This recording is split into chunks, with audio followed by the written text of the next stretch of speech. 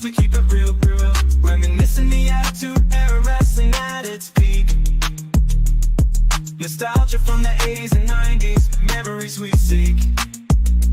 Pineapples for our rings, a unique touch. Geek culture in our blood, we love it so much. Geek Blue forever, we love it so much. Geek Blue, where we talk about it all, from superheroes to wrestlers. We stand tall, Ray and Kevin, the dynamic duo in sight. Geek Blue, shining bright, shining bright.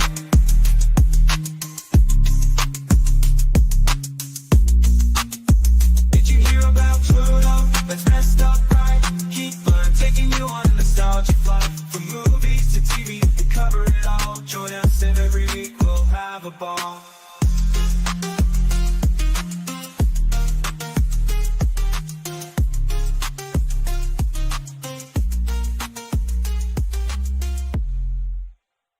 Shuffle.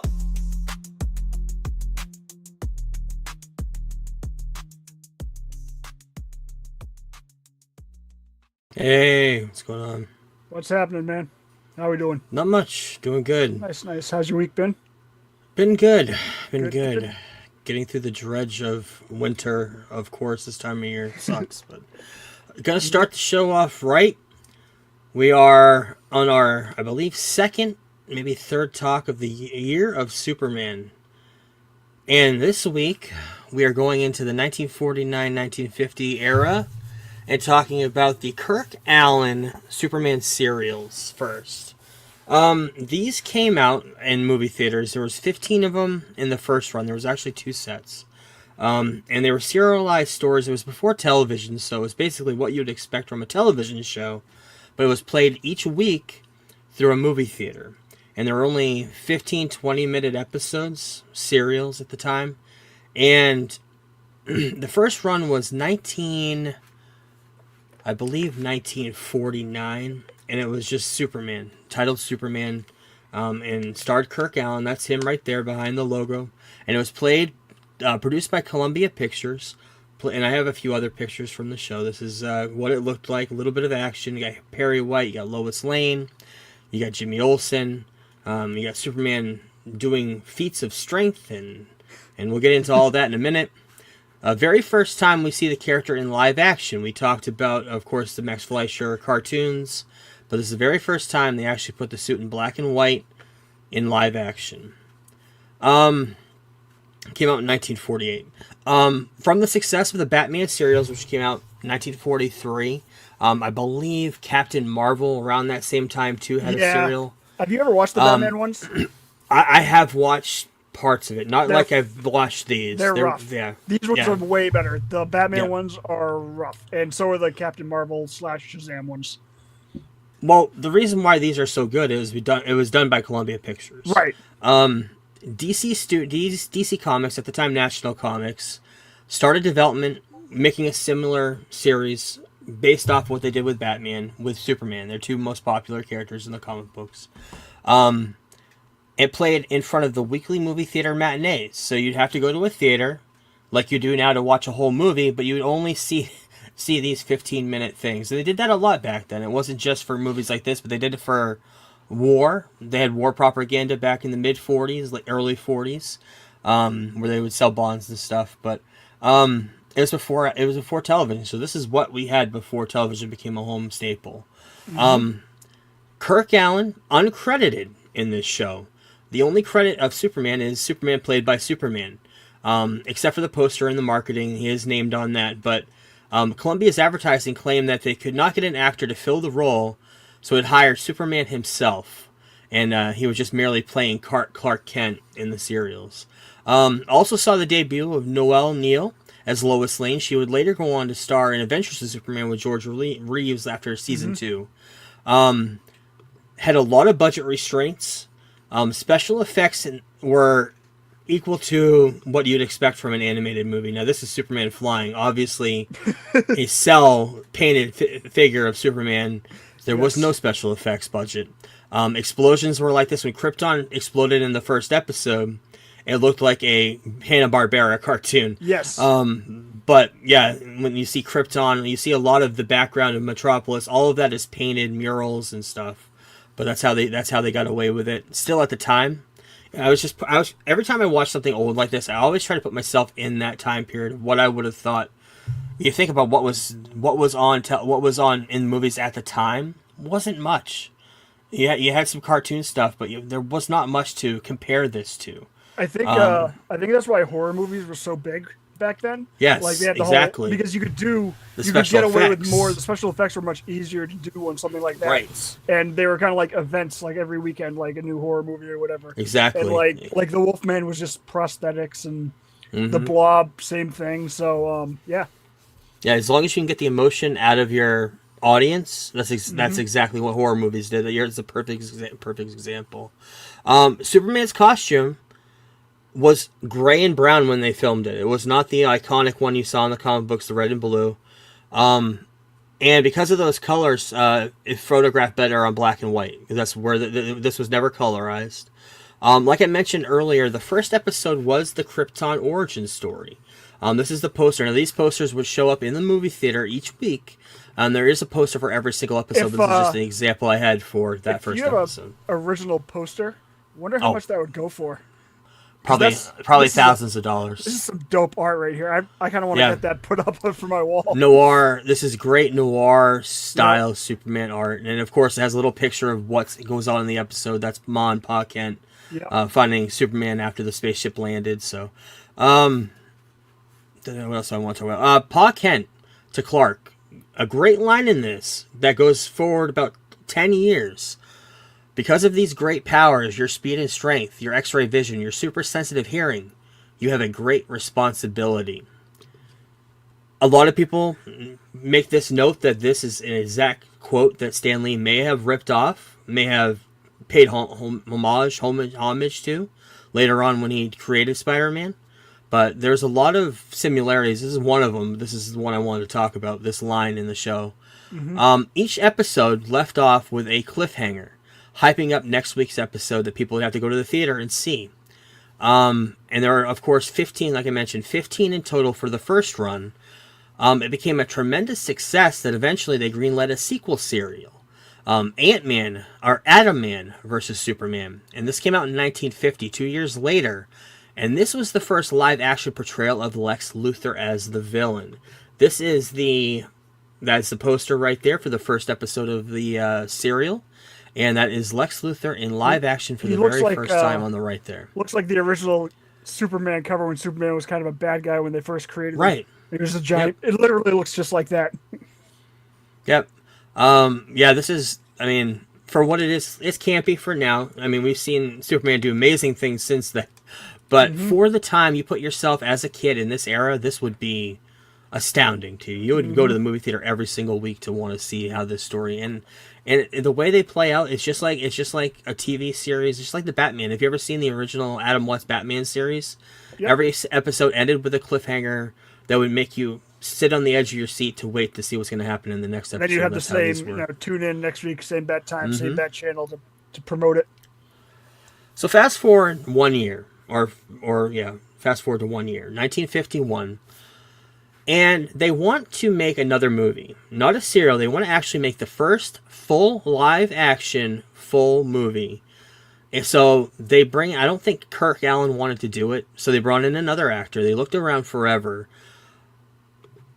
And they took an actor that was in Gone with the Wind, had a supporting role named George Reeves. And he did not want to do the role at first because he knew he was going to get typecast because of Kirk Alyn. He talked to Kirk Alyn about it. And he knew, well, this character's so big, it's bigger than I am. If I'm this character, he had the knowledge of that way back in the 50s. I'm going to be this character forever. Eventually, he would subside to that way of thinking because when he found out kids loved the character so much and looked up to him, he would do appearances. Later on, he would become the George Reeves Superman later on in the series. But 1951, they did cast him in a movie, Superman versus the Mole Man. And this is the poster for that movie. This is like a 57, 58 minute movie. And this came out in the movie theater. and it was basically just a pilot, filmed as a pilot for what they would eventually be the TV series The Adventures of Superman that would debut a year later. This would become a 2-part episode in that series later on. Casting George Reeve, I already mentioned. He fell in love with the character. Filmed in 12 days. You could tell. Not as good as the serials, I gotta say. I actually like the serials more than this movie. And I remember, we talked about it off pod, but I remember this came out as a special feature on the Superman box set that came out. And it was one of those special features that came out for that. Yeah, it's on the first Superman, I believe. Superman 78. And if you buy it digitally, it comes with that also. Yep. So this is a great pilot for what the TV show is going to be, and we're going to talk about that in a couple weeks. But I did want to mention that this was around that same time. This was a feature-length movie at the time, and did wonders for his career. And he went on to play this until 1959, and we'll talk all about that too at the end of the show. But the big review that we have this week, and Kevin's been wanting me to read this for a while. It's up there as one of the best Superman comics. Yeah. All-Star Superman. It's a good one. Came out in 2005, 2008. 12 comic books make up this the series. Yep. And it's Superman living through his own mortality. What steps would he take if he knew he had limited time on Earth? What would he do? He had 12 feats of, I can't remember what they call it in the comic book. What do they call it? 12 feats of strength or 12 feats of something like that he had to go through. But it was created by Grant Morrison, Frank Quitely, I don't know how to say his name. I think it's cool. And it's all about Superman going to the sun and getting too much solar power from the sun, overcharging himself to the point where his skin is going to explode from the inside out. On the molecular level, and now he knows that this is going to eventually kill him, and he's on a task to do a lot of things, and including making a serum to make Lois a superwoman for 24 hours. We see in that picture on the right there, we see Jimmy Olsen as Doomsday, which is a weird. There are some very, very weird stories in this comic. Kind of out there, but it makes it fun. It makes it fun. This, of course, the reason we're bringing this up is there's a lot of inspiration for James Gunn's Superman.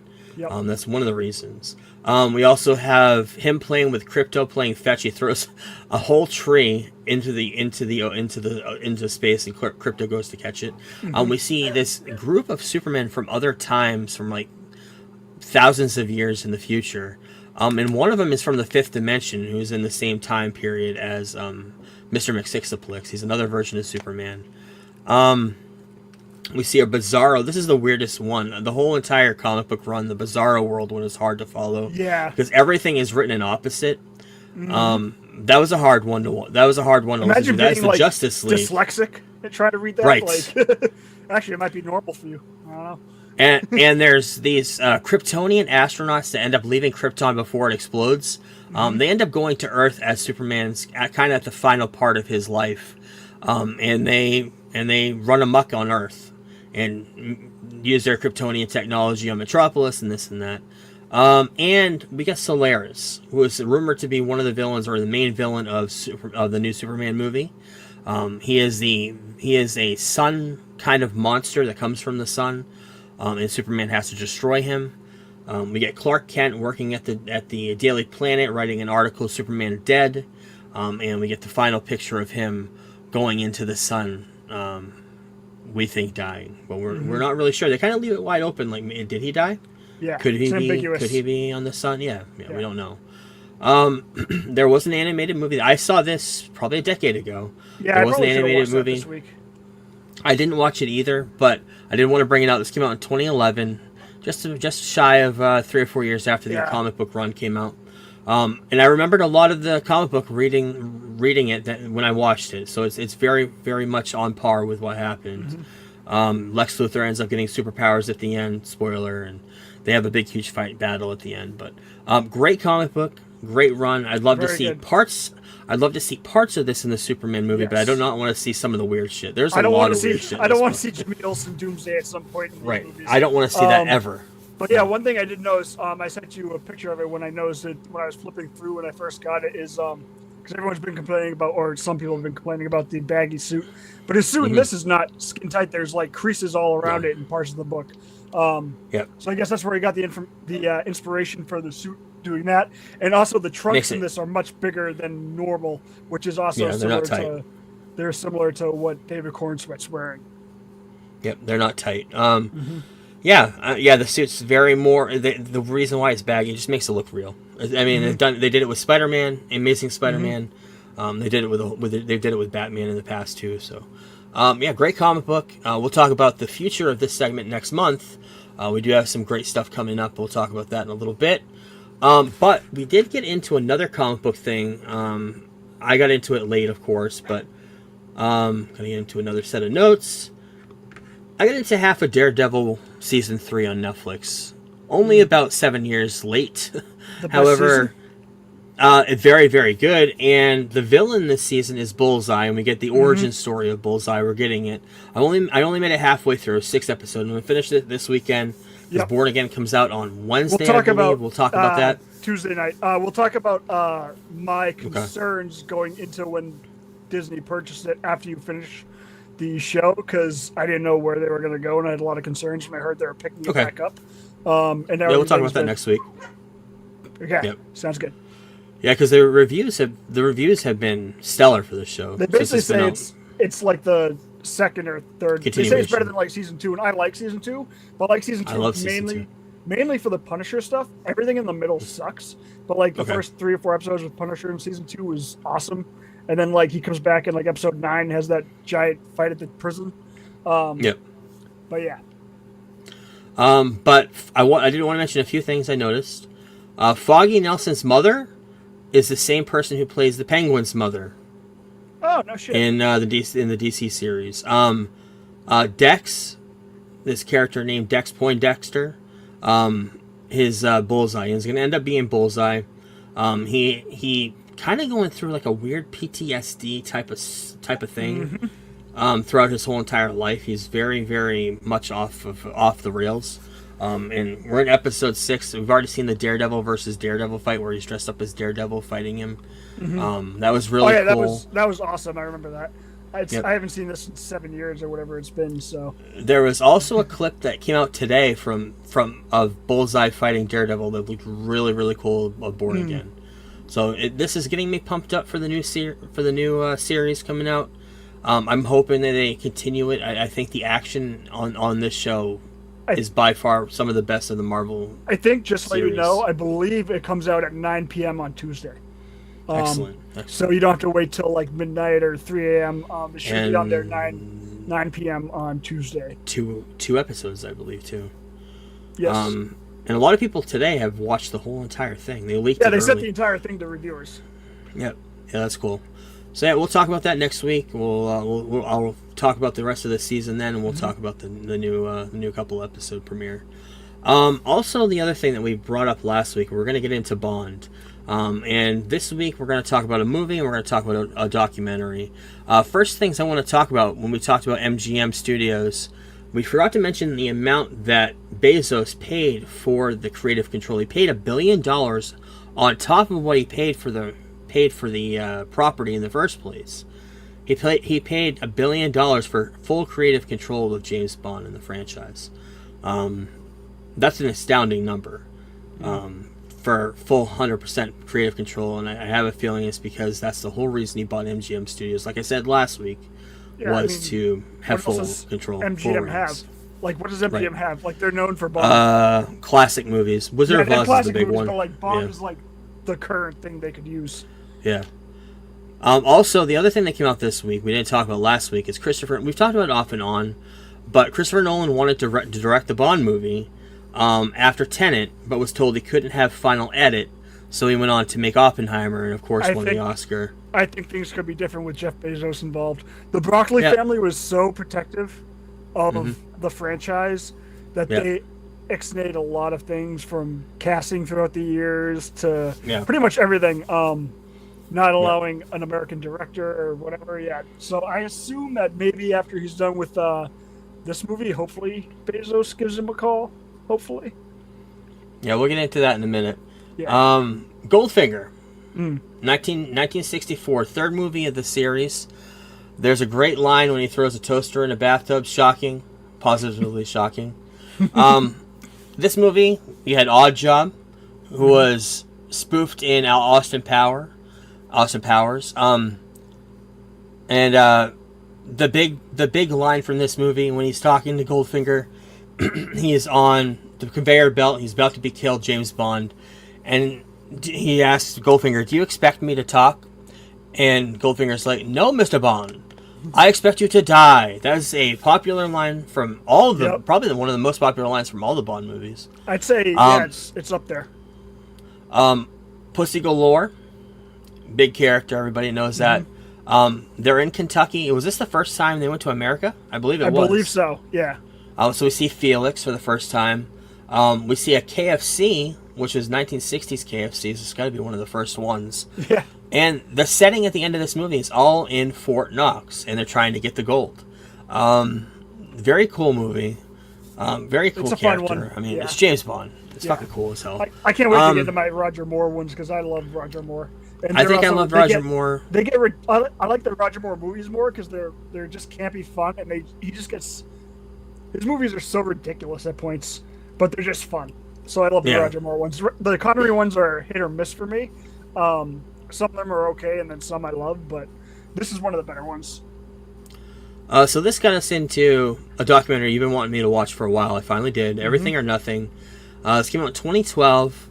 Talked a lot about Ian Fleming creating the character. Brought up in my memory, of course, the movie that came out last year, The Ministry of Ungentle Warfare, which he was a character in that movie. A lot of the stuff that he learned when he was in the army and the armed forces in Britain, he brought in for private spy stuff into his book series, and of course that went into the movies. Cubby Broccoli, Harry Saltzman came in as producers in the original run of this from the very beginning, and like you've mentioned so many times, the creative control that they had, what they did with the character, is just, at the time, nobody else had done something like that for any other project. It's like watching Superman 78 and that was like the first time that something like that was done on that scale, and what they did, 15 years before that, similar. Right. They talked a little bit about the Casino Royale, the first movie. It was not part of the Broccolis. That but was one Kevin of those McClory, cereals or whatever, right? That was it was weird. It was and they named it was a comedy. And I think it was a comedy. Casino Royale, the cereal. No, that was a different. They remade it as a comedy movie. The first cereal was when they renamed him, instead of James Bond, they cast an American actor and called him Jimmy Bond. Right, that's what it was. That pissed everyone off. Yeah, it did talk about that. But it talked a lot about Kevin McClory. And he had an original deal with Ian Fleming, right, to create Thunderball. They came up with the whole story of Thunderball. They were going to make a movie about it. And then that fell through. So that fell through. They didn't know who came up with what. So the Broccolis ended up doing their version of Thunderball, and there was a big lawsuit involved. Kind of got lost in that a little bit, but it took a lot out of Ian Fleming. He ended up dying during the middle of the whole fiasco that was going on. I mean, popping pills and drinking a bottle of whiskey every night probably didn't help his cause. No, probably not. And 2 packs of cigarettes a day. And we talked about it on the podcast. There ended up being a remake of Thunderball that came out when Sean Connery was all done with the Broccolis Bond. He had a falling out with them. The last movie was Diamonds Are Forever, right? Was that his last movie? I believe it was Diamonds. When he came back after... Because he came after George Lazenby, we'll talk about in a minute. Oh my god. Yeah. But of course, after Sean Connery leaves, after the fourth movie, I think, I can't remember the timeline of this. Fourth. They bring in another actor. They take the risk of casting George Lazenby, who I had no idea was not a known actor. Yeah. Had no credentials up until that point. I watched this immediately after we went off last week, and I texted you during it. I'm like, you want to watch the George Lazenby? Because I'm like, you're going to want to watch George Lazenby documentary because it's an entire hour and a half of him talking like this, and he is fantastic. Yeah, not only are we going to watch that documentary, but we're going to watch the movie too. That he was in. The only Bond, only one, and it was my favorite Bond movie when I watched it. I remember that. It's better had than a lot of heart. All the Connery ones. I love that movie. Had a lot of heart to it, surprisingly. But yeah, Kevin McClory thing ended up happening after the George Lazenby thing. Connery came back for the Broccoli's one more time, and after that, he was done with the Broccoli's. Had a huge falling out, and like a decade later, Kevin McClory signed him up to do a remake of Thunderball, which I can't remember what the. Do you remember what the name of that was?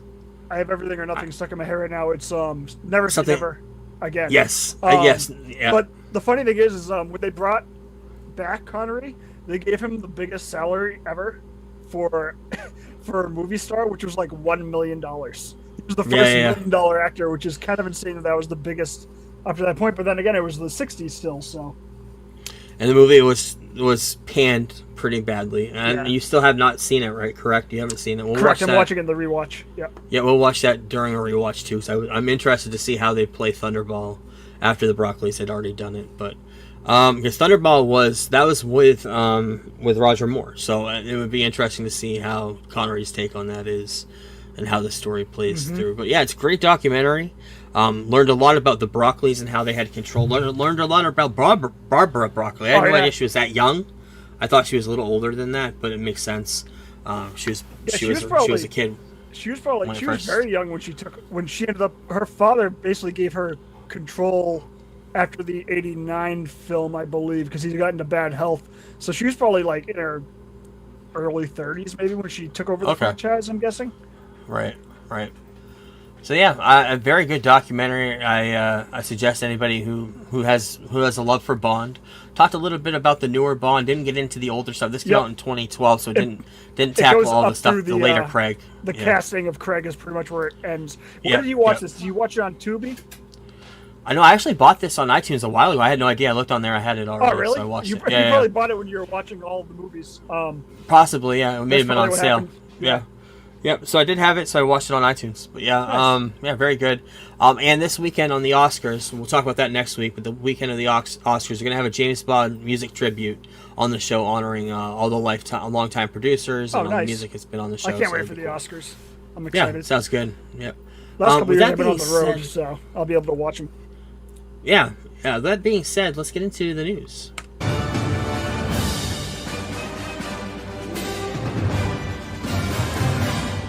And it's not a news segment, it's a trailer roundup. Got a brand new trailer for Andor. Finally got a new look at Andor. Season 2 coming out in April 22nd on Disney+. Has a weird release strategy. They're doing 3 episodes at a time. I love it. April 22nd, 29th, 6th, May 6th, and May 13th. So over 4 weeks. Every week is 1 year. Yeah, that's cool. Yeah. So. There's 12 episodes total, so that's pretty damn cool too. Also, finally an announcement trailer for Shrek 5. And they did officially announce that Zendaya is going to be playing Shrek and Fiona's daughter. This is probably a perfect time for you to catch up at least on the first 2 movies. So the first one's great, but last weekend Captain America crumbled with what they say was $68 million in the box office to started off $100 million the week before, ended up only making $28.3 million last weekend. The Monkey made 14.2, which I do want to see, and Paddington Peru did 3rd place for 6.5. Rob Liefeld going at the throat of Kevin Feige. This guy. Get Kevin Feige off the mound. He's spent after the failure of the box office underperforming last weekend. And like I said, I mean, this was the last movie that was put into production when Chapek was involved. So that might have had something to do with it. And they also waited like 5 years after the TV show to do it. This movie should have came out like 2 years ago. It was a great finale from what I hear for the show, and I still have not seen it. Still have yet to go to the theater and see it. Which is wild because you saw Madame Web. Did I see that in the theater? Yeah, we saw that together. Oh god, we did. Yeah, you made me go. That's not something I would choose to go on my own, Kevin. And the Marvels. You almost skipped it. The only thing you wanted to see the Marvels. I did go see the Marvels. But yeah, the post credit was cool. It's one of the better ones. Rest in peace to Roberta Flack. Did the original Killing Me Softly. Of course, the Fugees did that later on. But rest in peace to her. Lots of death to talk about this week. Rest in peace to Lynn Marie Stewart. Yes. If you're a fan of It's Always Sunny in Philadelphia, she played Charlie's mom. If you're a fan in the 80s of Pee-wee's Playhouse, she played Miss Yvonne. She has quite a spectrum of acting in her resume, but she was 78 years old. She died of, I believe, cancer this week. She was in The Groundlings. Rest in peace, way too young to Michelle Trachtenberg. Yes. I remember her mostly from the Nickelodeon stuff, Harriet the Spy, but For I me, it remember was her. Eurotrip. Yeah, Eurotrip. I remember her from Adventures of Pete and Pete more than anything Yeah. else. She was in that show. And I guess it was, they're saying a liver transplant is what She had a liver body injected the liver or something. Yeah, like a month before. She was only 39 years old, and she was going through some complications, and the speculation is that she had some sort of a liver failure. But yeah, it's shocking fucking news. Not that shocking you expected it to happen, but the way it happened. More news came out about it today, but Gene Hackman passed away, and his wife and his dog. Came out today that they were dead for 10 days before they were found in their Yes. New Mexico home. Who? Okay, so he has 2 or 3 kids. Who doesn't check in on their elderly parents? Right, yeah. Like the kids themselves are probably close to 80. Like, Yeah, he was 95, so we knew his death was coming. They probably had a lot of obituaries already planned for him. Yep. His wife was only 63 years old. yes. The fire department has, because I figured maybe it was carbon monoxide. The carbon That's what they thought, yeah. they said it's not that. So they're not sure what's I going think on, but both of them It and the sounds dog were like dead. she was found with, like, there were pills in the house, and so a lot of people Yeah. were speculating that she found them and then killed herself or whatever. But, like, why the dog? I want to know about Yeah. the dog. Maybe the dog died of starvation from not eating for 10 days. Could be, or there's some sort of poison in the house, which is possible. Yeah, even that's even also- though carbon monoxide wasn't found, there could be something Right. going on there. Yeah. Interesting. They're doing an investigation. They're full on investigation. So high profile, I guess they have to. But so many movies I have not seen with him that I need to watch. The French Connection, classic. Unforgiven, classic. I was going to say, have you seen Unforgiven? No, I watched his it two last most night popular for the first movies. time. Okay, Because he died, and I was like, you know what? I think it's a good time to watch Unforgiven. And that movie But is for- fucking fantastic. there's a movie that came out, The Replacements, with Keanu Reeves. Kind of a shitty, classy, cheesy movie. I loved it. Just watched Hoosiers not Yep. too long ago. You did. Great in that movie. But for me, Gene Hackman will always be my Lex fucking Luthor. What he did, we're going to talk about it all in a couple weeks because we're going to get into, by the end of the month, we're going to get into Superman 78. But what he did for Richard Donner's Superman to bring Lex Luthor to life the way he did was incredible. And a lot of actors since then have taken what he's done. And even not only actors, but comic book writers have taken what he's done and brought it onto screen and page, which is just a remarkable performance with him and Warren Beatty and Miss Tessmacher, all of that, the whole entire run, and working alongside Christopher Reeves during that run was incredible. Also was in Young Frankenstein. I'm trying to look at all the pictures here to see if I don't miss anything. My favorite, want me to bring up my favorite from what I remember him from? Exactly. Yeah, definitely. I'll always think of Enemy of the State when I think of Gene Hackman. Yep. That movie was, I love that movie, and that was when Will Smith was kind of like peaking a little bit early in his career. But I love that movie. I used to watch that movie all the time. I've got to watch The French Connection. That is on the top of my. I can't That believe you haven't seen Unforgiven. that. Yeah, that Unforgiven. We can do We'll have to talk Unforgiven about next that week soon. if you want. Yeah, we could do that. It's a good idea. Yeah, it was. They're not sure what's going on with that whole investigation, but I'm sure there'll be more stuff coming out in the weeks to come. But Colin Farrell is becoming one of the most awarded comic book actors in history. He's already got the Critics' Choice. He's got the Golden Globe, SAG, Saturn Award, all for the Penguin performance. We already knew he was going to win all the awards. That's no surprise. Speaking of awards, Jessica Gunning won for Best Actress in Baby Reindeer, limited series at the SAG Awards. But the award show that everybody cares about this time of year, the big awards, it's everyone's glamoring for one. Well, not really. It's the Razzies. This always comes out the weekend or a couple days before the Academy Awards. This is the worst picture nominations of the year, and the announced winners came out, or winners, quote unquote, came out today. And Francis Ford Coppola won for Best Director. Had a Thank live God. Instagram video. That You movie never was watched trash. that, right? You never watched it, right? Yeah, of course I did. We talked about it on the pod. Okay, I couldn't remember it was both of us that watched Megalopolis. it. I know that. Yeah, I watched it, Megalopolis. so- Okay, It was yeah, horrible. it's trash. Yeah. Horrible movie. He has a lot of hit and miss movies. I mean, he has a lot of classics too that are going to go down as the best movies of all time, with Godfather and Apocalypse Now. Apocalypse But Now, yep. yeah, but Madam Web, he won for worst picture. That won for worst picture. Jerry Seinfeld won for Unfrosted for Yeah, that worst movie actor. fucking sucked.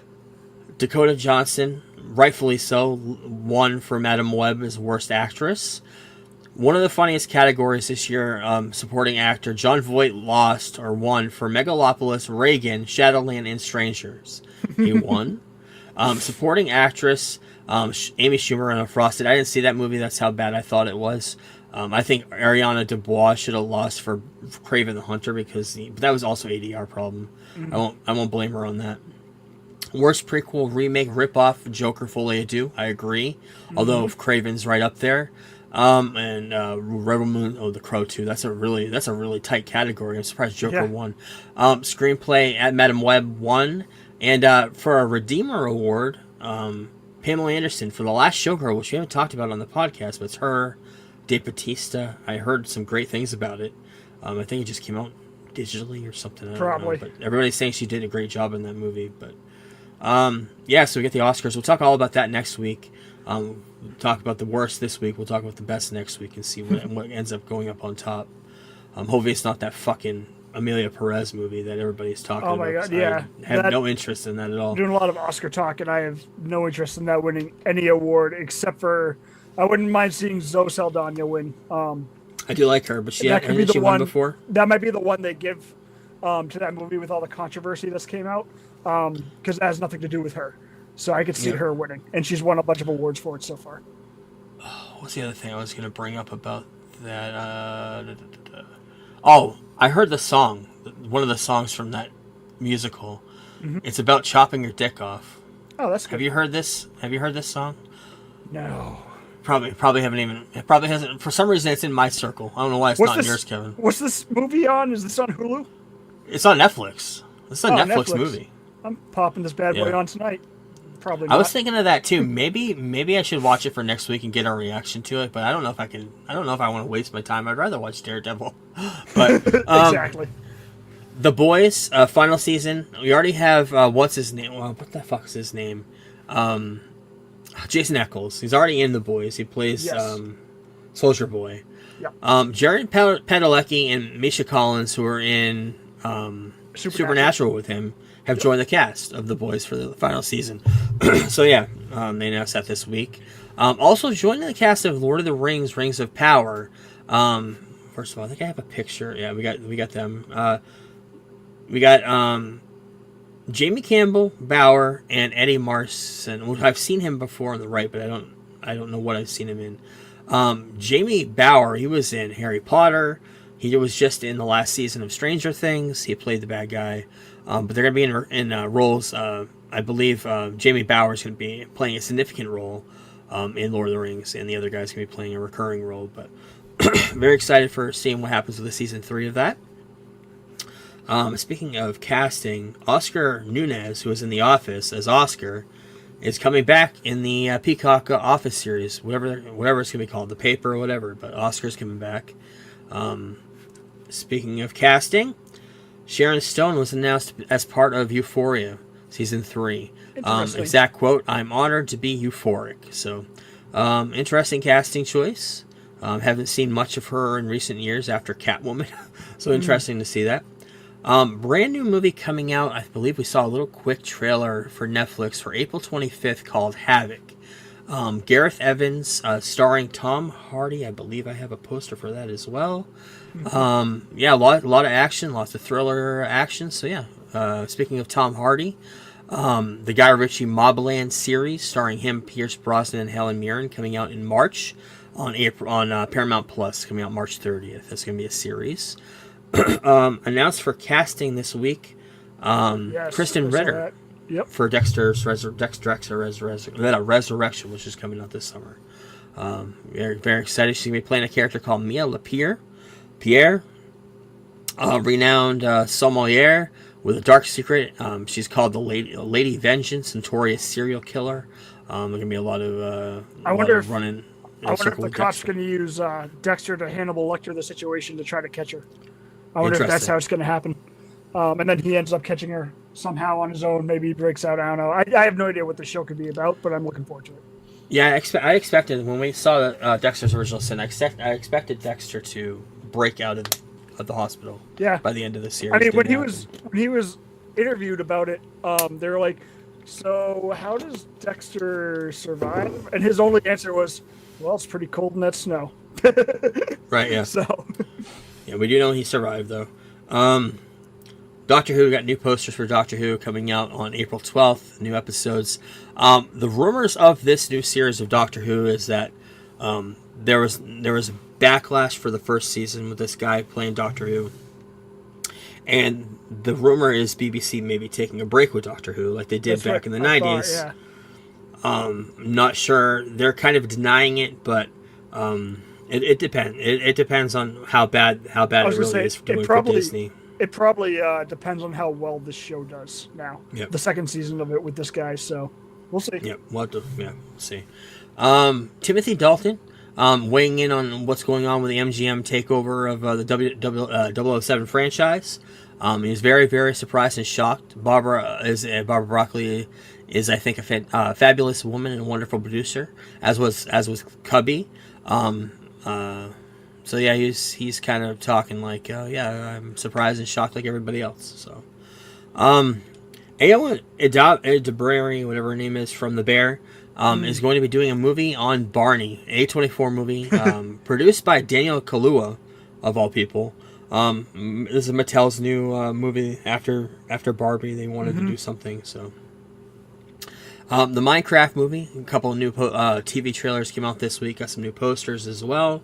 Also got some new stuff out in the wild, including new popcorn buckets from Regal. Jack Black standing in a supermarket, which would scare the fuck out of me if I was walking around the corner and saw that. But yeah, I liked Minecraft the game, so I'm kind of excited to see it. I think last week I may have talked about it on the podcast. I don't remember. Ozzy Osbourne's doing this big, huge concert in the UK with a whole bunch of heavy metal acts, kind of like a farewell. Well, they're also going to be doing a documentary on all of his health issues in this final Black Sabbath performance. It's going to be a Paramount Plus documentary, and he wants to say a proper goodbye to all of his fans. So, I'd love to see Ozzy. I love Black Sabbath. I love some of his solo stuff. I'd love to see a full-on documentary with him taking it seriously about his career, because I love shit like that. So, I'm very excited to see that. Not only that, but there's a Led Zeppelin documentary I'm hoping comes out streaming soon, because I really want to see that. Judith Hoag, who was the first, I want to say Lois Lane, wow, the first April O'Neil in Teenage Mutant Ninja Turtles, the live-action movie. The writer of The Last Ronin, which is going to be a new live-action movie, wants to bring her back and be involved in the movie adaptation of The Last Ronin. Wants her to come back to play April O'Neil in that series. I know you just bought the comic. Have you been reading it? Are you holding off on it? I was doing Superman this week, and I got other stuff ahead of that. But I was pretty much waiting until maybe we get some news or more news, or when it goes into production or something. But yeah, because no casting or anything. But yeah. Speaking of stuff in the '80s, this wasn't something in our lexicon, but I did want to bring it up. Master of the Universe started filming, and we got the first picture of the Sword of Power, this guy playing He-Man. So nice. Yeah. I used to have the action figures. Yeah, I did too, but I never watched it. I might have had like a couple of the cartoons on a tape or something, but I don't really remember much about it. Yeah. I think there was an 80s live action movie, I think, right? They have Dolph Lundgren or something. Yeah, Dolph Lundgren, yeah. Yeah, I think I watched that back in the day, but wasn't really a big fan. New pictures of The Rock. I think we mentioned it a couple times in this MMA fighter Mark Kerr movie called The Smashing Machine. The new pictures of him behind the scenes, looking weird with a full head of hair. Yeah, he couldn't do that for fucking Black Adam. He couldn't get a little hair in Black Adam. Now all of a sudden, because everyone's saying Batista's the better actor, he's trying to get fucking Oscars. I'm looking forward to this movie, though. I can't wait. Working for Scorsese now. So he's working for Scorsese, and of course, this is what's his name with the Safdie brother there. So he's working with much better filmmakers than he had been beforehand. Yep. Got some other new pictures from the Odyssey. Christopher Nolan currently filming that. Some behind the scenes of old stuff. So looks cool. Beekeeper 2 announced today or yesterday. They're going to be production of a new movie sometime this fall. Yeah. John Lithgow confirmed his casting as Dumbledore. He's been promoting. What's he promoting? Some Broadway show or something, I think. Yeah. But, he's been promoting something, and it say he'll be 87 years old when they're in the final season. But he did say yes to it, and he's very excited, and it'll be the last chapter of his life. He might be promoting Conclave because that's up for some awards, and I believe he was in it. That's what it is. That movie kind of made me zone out at points. Yep, that's exactly what it was. Yeah. Got new posters for the Warfare movie with the 3 main cast members I wanted to bring up. Joseph Quinn, James Gandolfini's son, I can't remember his name, Michael Gandolfini. Yes. And of course, Will Poulter. I cannot wait for this. I loved Civil War. It's the same director. So, Maitland Ward. Have you heard the podcast Pod Meets World this week with Maitland Ward finally coming on the show? Did you hear that big blowout they had? No, She's the one that's on Twitter doing porn still to this day. She was on Boy Meets World. She joined like the 5th or 6th season in the college year. Yeah, 5. As a roommate to Eric and Sean's brother. Yep. I can't remember his name. But she went on the show and they had a big, huge knockdown, drag-out fight with Daniel Fishel. Pretty much talking about how Daniel was a bully to her. Was it live on the show? No, it was a podcast, so it was recorded. That's what I mean. Like, was it like live on the podcast? Okay. You can go back and listen to it. Okay, I'll listen to it. I'm very far behind. Me too. What season are they in? Season 5 or 6. Okay, they're talking about her now. So yeah. Okay, I stopped after season 2. There are clips. There are clips on Twitter if you want to bypass the whole podcast. There are clips of the big, huge knockdown drag-out fight they had. Very, very cringeworthy conversation. She's like, "Why did you not stop talking to me? Why were you always mean to me on set?" So yeah, it's crazy, some crazy stuff. Mike Flanagan's The Dark Tower series. Mike Flanagan is going to be. Stephen King's going to be writing for it. Sorry, I read this wrong. So Stephen King himself is coming in to write the series. I know the movie that came out, a lot of people did not like it. I know it's one of Stephen King's most popular things that he's done. Supposed to be some sort of like epic. Isn't there like 7 books in the series or something? Yeah, it's a whole graphic novel set, I believe. First one sucked, from what I've heard. And it's connected to a lot of his universe too. I know there's an episode where he goes into the It universe in Derry. So yeah, it's kind of cool. Hooters reportedly going to be filing for bankruptcy. I can see why with the wings I had 3 weeks ago. Those things were trash. The wings in Saugus were not good. The boneless ones actually aren't that bad if you get the right sauce. It's really hit or miss though with their actual wings.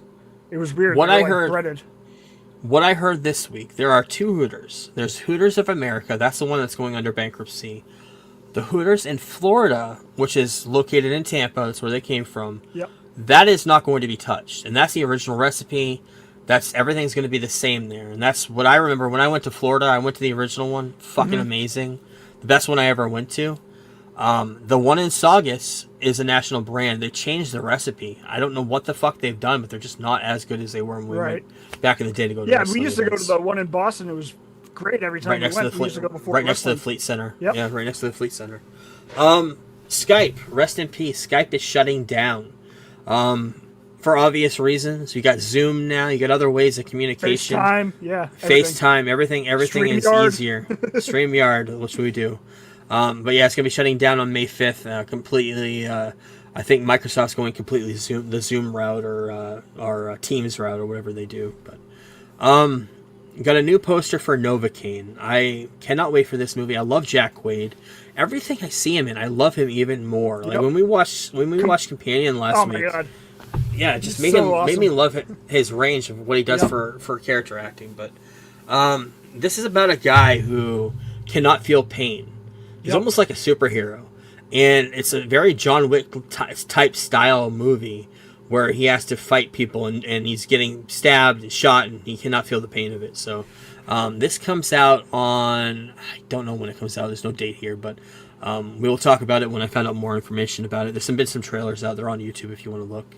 Got some first looks of Ryan Johnson's Poker Face. Yes. Season 2. Of course, Natasha Lyonne stars in that. Guest starring John Mulaney, Cynthia Erivo, David Krumholtz, Katie Holmes, Justin Theroux, Aquafina, gross, Melanie Linsky, John Cho, Giancarlo Esposito. Comes out this spring on Peacock. Can't wait. I do believe I had I pictures love the of first that. season. Yeah, I know you do. You talked highly about that. I love Cynthia Erivo, so I'm kind of interested to see that. Monthly games for March Yes. March. Finally on be able to PS. play Turtles. Yep, I actually Ninja bought it, Turtles right? Cowabunga. I do have it on disc, but the Cowabunga collection has every single classic Yeah. Ninja Turtles game. Yep. The ones we played on the NES back in the day and everything. I will after that I will too. be playing the shit out of that probably. Yep. That's going to be the free games for next month. I want to bring that up. Also want to bring up that Vince McMahon is shopping around another wrestling company after he was kicked out of the WWF.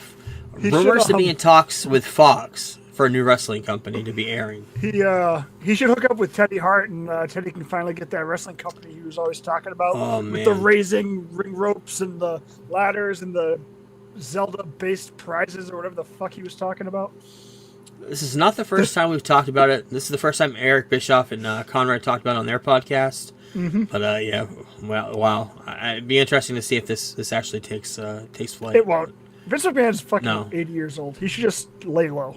Retire. He has plenty of money. Mm-hmm. Retire. Just live on a beach somewhere for the rest of his life and be done with it. I don't think he can. Maybe he's bored. I honestly don't think he can. With listening to how Pritchard talks about him and his work ethic. The work ethic, yeah, I can see insane. that. Got one piece of swag I want to bring up, but it's kind of cool. Swag. Stuff we all get. Come on, son. You know that's right. You got the Hot Toys Red Hulk 1/6 scale figure. It looks really, really cool with a likeness of Harrison Ford. Yeah, I have not seen the movie, but the figure looks cool. So yeah. Now let's get into the Warner Brothers news of the week, and there is a lot of news. Warner Brothers game is the games are pulling the plug on the Wonder Woman game. It's been in development for 3 years, they say. They got rid of a bunch of studios: Warner Brothers Games San Diego, Player First Games, Monolith Games, Productions. But Wonder Woman was the big title that was cut, and they're not going to be making that movie. I remember the trailer came out. There's big hype over that. I don't think they ever even made any gameplay footage. Like, I never even got that far with everything. No, 'cause everyone, story footage. Apparently, everyone left the company and started a new company with EA, so they were trying to do this game while rebuild Monolith. And Right. that's not going to work out very well. Colin Farrell talking about the Penguin. Said he's conflicted on doing another season of the Penguin just because of where it left off. And of course, he's going to be doing the second movie too of the Batman. So, yeah, I know that James Gunn has been talking about the Penguin season 2 a lot. If your star does not want to do it, it kind of conflicts what you're saying. So yeah, we'll have to wait and see on that. Got a picture of on Lex Luthor's birthday. We got a picture of Nicholas Hoult as Lex Luthor behind the scenes filming Superman. James Gunn posted that this week. It looked really cool. And now let's get into some of the casting news this week. Some of the weird news, some of the strange stuff that happened in DC. We talked about Sergeant Rock, I believe, last week, and how Jeremy Allen White was a contender. Well, also, Mike Feist, who was in Challengers, correct? That's the movie I'm thinking of. Yeah, He was in. He has been also one of the stars considered for the Sergeant Rock movie. He's the guy, when I saw Challengers, he's the guy that I wanted to play the Flash. Yep. Yeah, he'd be good in that Barry too. Allen. But the big news in DC, as far as casting and as far as first look, was finally seeing Kyle Chandler and Aaron Pierre as Jon Stewart and Hal Jordan in the Lantern show, which just started filming this week. And we also got a look at the first look at the Green Lantern ring on Kyle Chandler's finger. Which is different than the ring from the Superman trailer. So I wonder if Yep. he's in the Green Lantern honor guard, which have different rings, and the rings do conform to the person. And it looks like an older ring because he's an older guy. Yeah. So Does look we'll see. older, yeah. You're right. Yeah, we'll have to wait and see. I'm wondering what happens. I've heard a lot of stories of them coming to Earth because the Green Lantern died, and they have to investigate it. I think it's going to be the death of Alan Scott. That would That's only what I heard, make yeah. sense. So we'll have to wait and see. Yep. Yeah, we'll have to wait and see on that. But yeah, we got also look to. I believe he put it out today of Superman filming in his foot in sand, his feet in sand. Snow. Yeah, we're getting closer to a second trailer. We're gonna talk about that in a minute. But DC Studios, whole bunch of stuff came out. This press event last Friday finally did leak on Monday, and Peter Safran started off the conference talking about the DC brand was being defined by different creative teams at the company, and each was pursuing their own distinct vision of the characters, the stories, and it left very little room to collaborate or crossover. That's kind of where they got the idea of bringing everything and having this IP as one.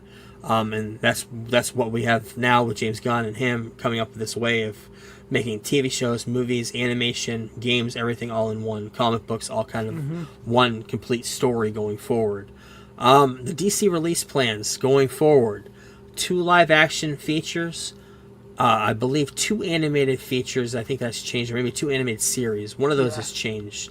2 live-action series is going to be what they're going to do every single year. The output.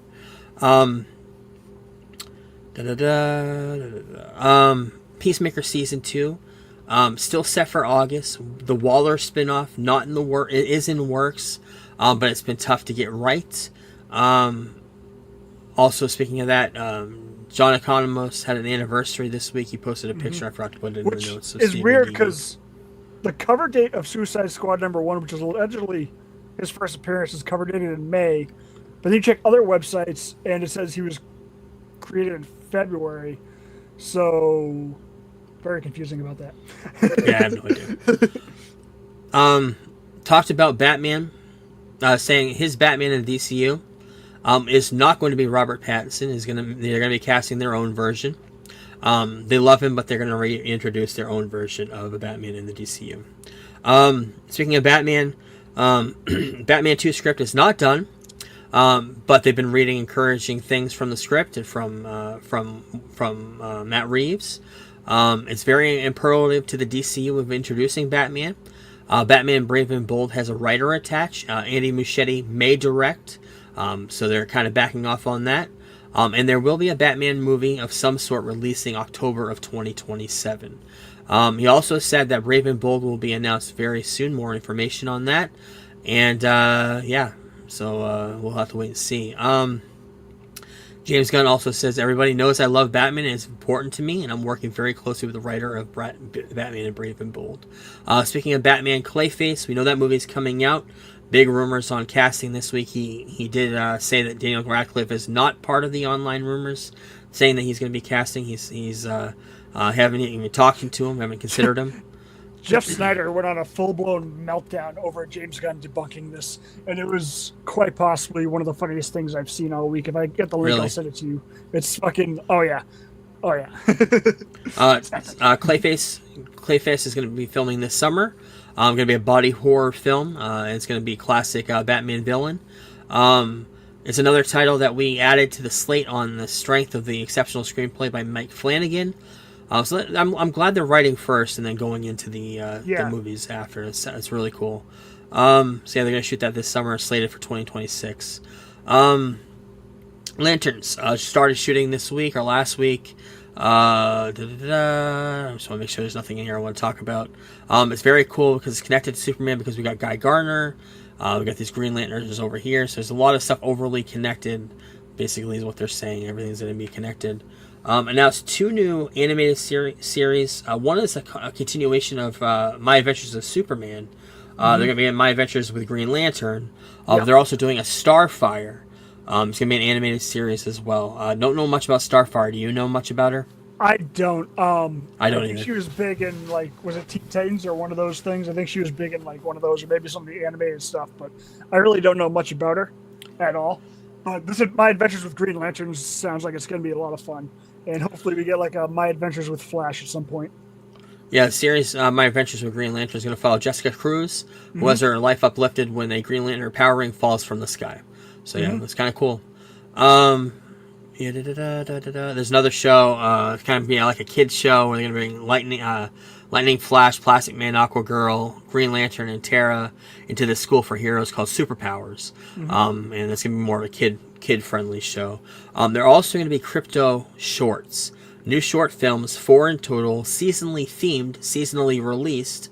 It's going to have the same crypto from the movies, so that's kind of cool. Yeah, that should be fun. Talked a lot about Swamp Thing.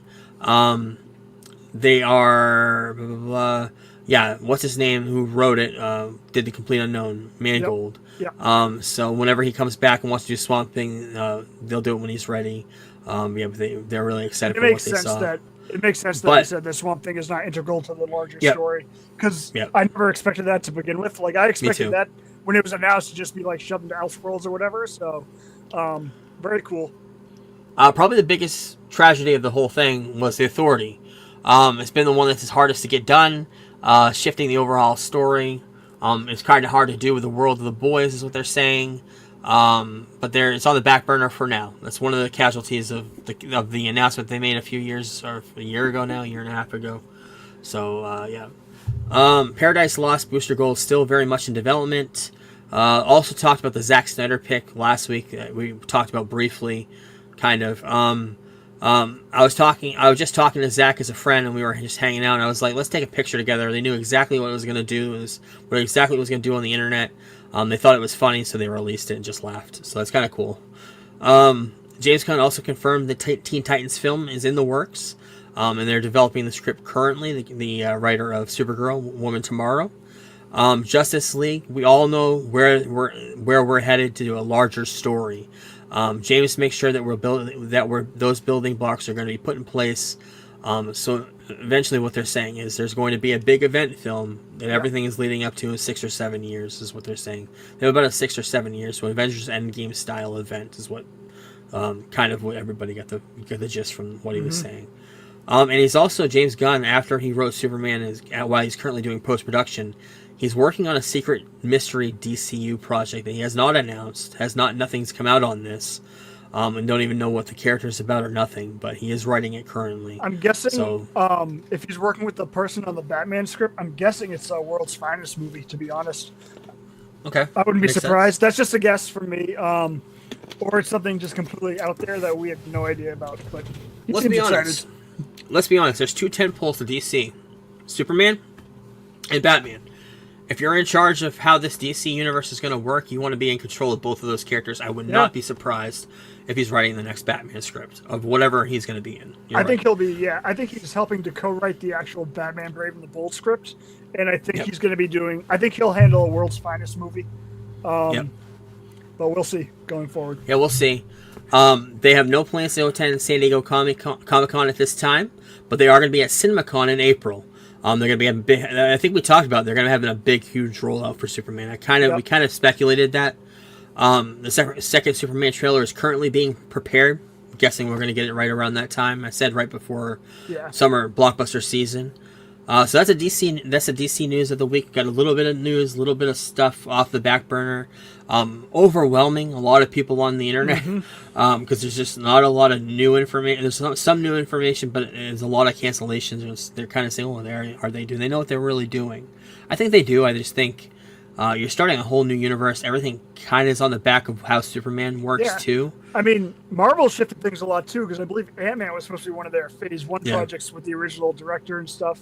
Yeah, it was. But I think they're doing things the right way as far as like people are like yelling about no Wonder Woman and no Flash. And it's like, well, one, they're probably trying to distance themselves from those characters. And 2, they're not going to announce something unless they're working on something. Like his initial rollout was just projects he wanted to get made, basically. And they ended up making most of them so far. So we'll see on the rest. But we'll have to wait on that. Lizzie Kaplan, who was going to be in the Channing Tatum Gambit movie, says the movie that was nearly made was going to be a 1930s romantic comedy style vibe. Not sure what I would have thought about that. But yeah, he did a great job when he played Gambit in Deadpool and Wolverine. So I'm glad we at least saw it. I don't know if we'll see it again, but I'm glad we saw it. The Russo brothers confirmed that the next Avengers movies will now shoot back to back. There are going to be a lot of radical surprises in those movies. They're promoting their new movie with Chris Pratt that comes out on Netflix in a couple weeks. So yeah, they're out doing promotion for that. It's going to be all filmed in London, blah, blah, blah. He's talking about who knows is going to show up. I don't know. They're still writing the script. So yeah, we'll have to wait and see on that, talk about it. Speaking of Marvel, Spider-Man 4 moved 1 week back to July 31st of 2026. That's to give space to the Christopher Nolan epic, because I think it's going to probably do gangbusters that month. It came out today, casting for Daredevil Born Again Season 2, Matthew Lillard going to be part of the cast. They just started filming, I believe, today. So, yeah. And Kingpin in the series makes a reference to, in the new series, Season 1, makes a reference to a kid dressed as a spider in the second episode of Daredevil Born Again. Nice. They cannot use Spider-Man because of Sony, unfortunately, in live action. Because they own the rights to live action Spider-Man. They don't own the rights to animated Spider-Man, which is weird. That's why they ended up coming out with Friendly Neighborhood. But yeah, there's going to be a reference to a spider crawling around in Hell's Kitchen in Bronx and Brooklyn and stuff. So it's kind of cool. And also announced this week, a Punisher special presentation is in the works at Marvel Studios. John Bernthal will return. It's going to be more like the... He's co-writing it, is what they yep. say. So it's gonna be more like the hour-long Guardians of the Galaxy special we got, and the other one we got the Werewolf by Night. The Werewolf by Night. It's gonna be more on that level, but it's gonna continuation. He's gonna, of course, be in Daredevil Born Again Season 1 as well. So, cannot wait for that. There are plans for Moon Knight to return in the MCU, but he will not be in. There will not be a Season 2 of Moon Knight. Brad Winterbaum, who does all the TV for Marvel, has been on talking about Daredevil Born Again, and he's been doing a lot of promotion. So they're asking him a lot about TV shows that were out in the past, and Moon Knight was one of them. And he said there won't be a Season 2. The character, there are plans for him being in the MCU later. Talked about Charlie Cox. Charlie Cox says, because he's also on the with him and D'Onofrio are all on promotion right now for Daredevil.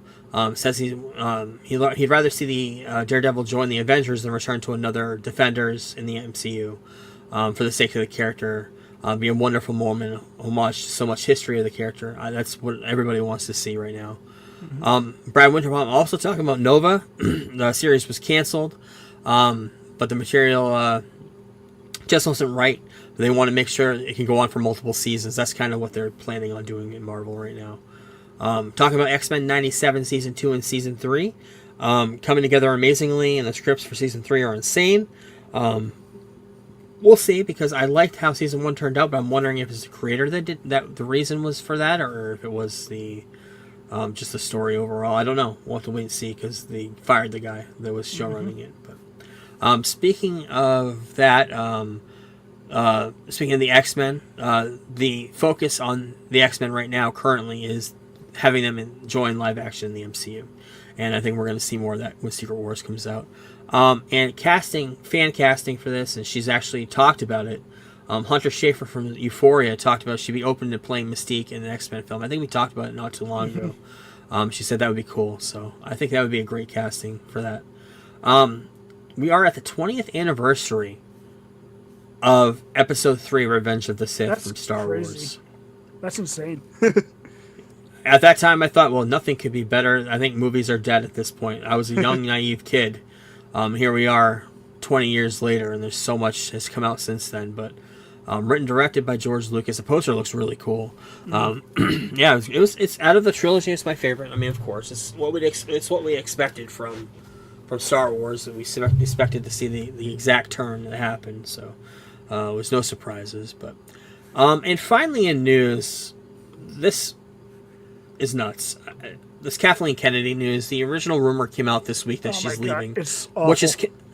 which has happened a bunch of times. The rumors that she's been talking behind the scenes of coming up with a plan to leave Disney and set somebody else to oversee Star Wars. But she ended up talking about it. The rumor was refuted by CNN later, and then she ended up going in a full article on Deadline, talking about aspects of Star Wars and maybe making an announcement months or years down the line of of leaving, but for now she's so focused on making the movies.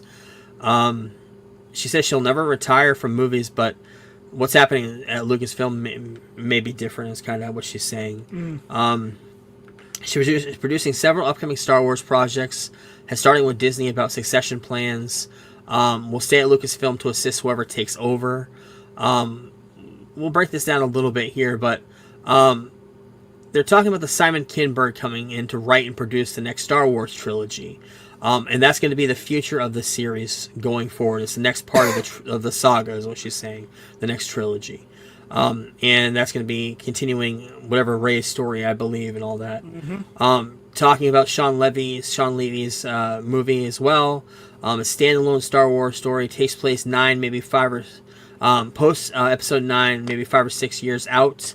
Not much more about that. Also talking about, I have that already.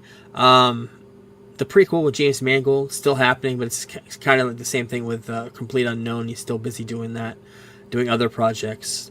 Talked about Taika Waititi. He's still writing his story. They loved the first treatment of it, but he's busy as well. So it's hard to get him down to do anything. And the final 2 questions of the article: will you step out as Lucasfilm boss this year? She says, we really don't know at this stage. There's so much going on. I don't know. And then he asked, when it happens, who will make that decision? She said, it's my decision. This is 100% my decision. So she's standing foot. She's staying there. Not a lot of new information. I think they're trying to play coy with it. Just let Mandalorian movie release. They got the Rey movie, of course. But yeah, I don't expect half the shit that gets announced to ever come out for Star Wars. Well, I mean, she's already announced 9 things that have not come out, so 9 things have been canceled, so we'll see. The Rogue One movie, Rogue Squadron movie, that was supposed to come out, and then they announced it was canceled. And then they announced she could be coming back, Patty Jenkins. So we're not sure where Star Wars is. It's kind of in flux right now, which sucks because we talked about it off pod. It's an IP that had so much to it, and now it's weakened. And it wasn't just the sequel series that did it. It's a lot of the TV show stuff that did it. It's just oversaturation of Star Wars, and some of it not good Star Wars, and that was the problem. So yeah, that's it for the show this week. Next week, Show and Tell. The Celtics documentary comes out on Monday, I believe, on Max. Yes, I think it starts. Daredevil premieres on Tuesday night. Next Friday, Mickey 17 comes out. I'm going to try to watch Reacher this weekend after I finish Daredevil. Also want to watch the Apple TV movie The Gorge. I want to get into Severance. I have a 2-month trial of Apple TV. I'd like to get into that before it expires. Then we get into the month of March, next month. On March 10th, American Manhunt, Osama Bin Laden comes out on Netflix. On March 12th, Dark Side of the Cage, the finale of the War Machine Christy Mack episode. I cannot wait for that. On the 14th on Netflix, the Electric State movie. This is the one with the Russos and Millie Bobby Brown and Chris Pratt. That's the movie on Netflix. That's also the weekend that Novocaine with Jack Quaid comes out in the theaters. A week later, on the 21st, Snow White, the live-action remake, comes out. Alto Nights, the mob drama with Robert De Niro, comes out that week. And 25th, Dark Side of the Ring Season 6 debuts. On the 26th, The Studio on Apple TV with Seth Rogen debuts. It's a series. And the 31st to April 3rd, CinemaCon happens. So we'll be getting some Superman news and some other movie news that week, too. For the month of next week, March. The month of next week. I'm tired. For the year of Superman next month, we're going to talk about The Adventures of Superman, the series. I'm going to look on IMDb, see the best rated episodes, maybe watch 4 of them. But the big thing is talking about Hollywoodland, the movie with Ben Affleck, where he played George Reeves, and the mystery to his death and all that. We're going to talk about that. And then we're going to end the month off with Superman 1978. Also, we're getting closer to July.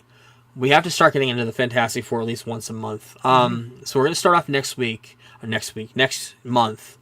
Sometime we're going to intro the characters, and we're also going to watch Roger Corman's Fantastic Four. Been excited. I've been sitting on this for a couple of years now since I've had it. That's the YouTube one, right? Yep, that's on YouTube. It came out in 1994. Was canceled. It was supposed to be a big, huge release. It was canceled. I think I've started this movie like 4 times. I've never gotten very far in it, but now I have a reason to, I guess. But yeah, this was only made so they could keep the characters, right? Like, that's exactly. They never intended to release it, and nobody knew until it was done filming that was going to happen. Probably should go back and watch that documentary about the making of this movie too. Yeah. Also, I had some comic book suggestions for next month. First one, when we talk about Fantastic Four, I think we should talk about the trilogy. One of the best trilogies in Marvel is the Galactus trilogy. It was 48, 49, 50. Came out in 1964, I believe. The Coming of Galactus. I think we should talk about those. They're quick reads. I also had a suggestion for Alex Ross's Justice. I know we're going to talk about Alex Ross at the end when we talk about Kingdom Come.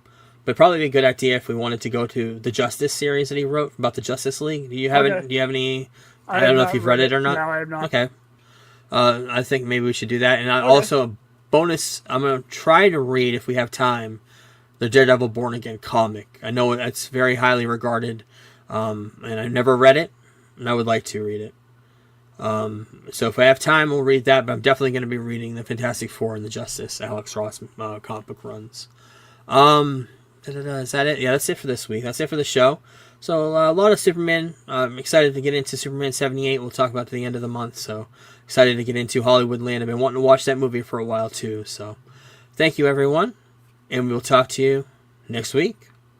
Peace. Deuces. We're the Geek Blurb crew, here to enlighten you, talking all things geeky, from movies to wrestling to our podcast is the place where you wanna be for all the latest news and nostalgia from the 80s and 90s.